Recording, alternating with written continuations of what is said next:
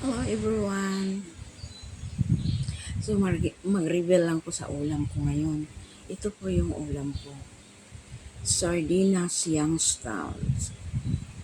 Kasi ngayon, noon, sobrang sarap talaga itong sardinas. May mantika pa siya. May mantika. At saka ang sarap talaga. Ito yung laman niya guys. Dati ilagay mo sa lagayan guys. Ito, sauce na lang talaga. Walang ano. Wala na siyang mantika. So, ang sarap. Ito yung paborito ko dati talaga, Youngstown. Hindi talaga ako kumain ng ibang brand nga sardinas. Ito lang Youngstown na sardinas. So, ngayon, bumili kasi si madam mga 3 piraso yata. So, inulam ko na ulit. Maubos na kasi paborito ko talaga yung sardinas. Bahala dyan basta. Gusto ko yung sardinas. Ito, pero iba lang lasa ang Youngstown ngayon. Iniba nila. Pero masarap pa rin, masarap. Pero wala na yung inigbo mo sa may siya, parang mantika. Yun. Masarap, parang sarap ang pinakadabis dati Youngstown. Kaya ito ang sikat na sardinas dati.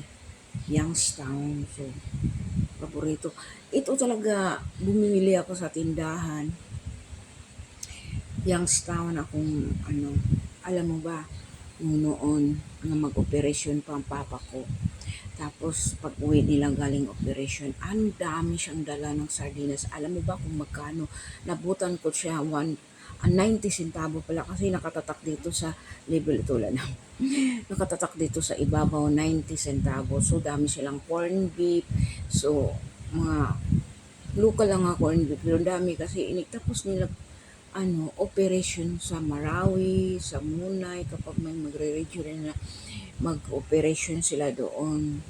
Tapos, pag uwi, dami silang dala. Itong mga sardinas kasi, ito lang kasi nila madali. Kasi madali lang to siya, ibuksan mo lang. At saka hindi pa dati mahirap pa.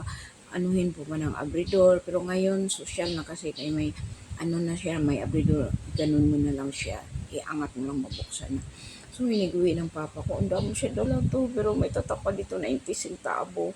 Ito, abutan ako 90 centavo. Tapos, yung corn beef, ang mura lang. Tapos, ang daming dala ng papa ko. Walang mga bigas nga red ang color, ang bango-bango. Ang tawag nila yon dinurado, pero ang bango talaga, inisain mo ang bango. So, ang dami siyang dala. Ganito, yung stock. Ito ko kasi ito.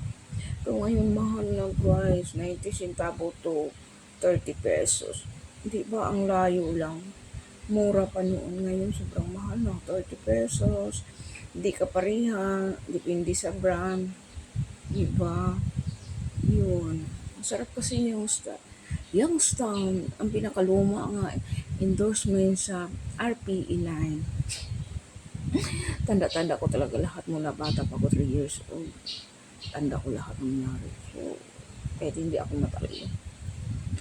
Thank you, Youngstown! So, ang sarap talaga. So, malinamnam kasi yung sabaw niya. Iba sa iba sa ibang sardinas. Ito kasi masarap yung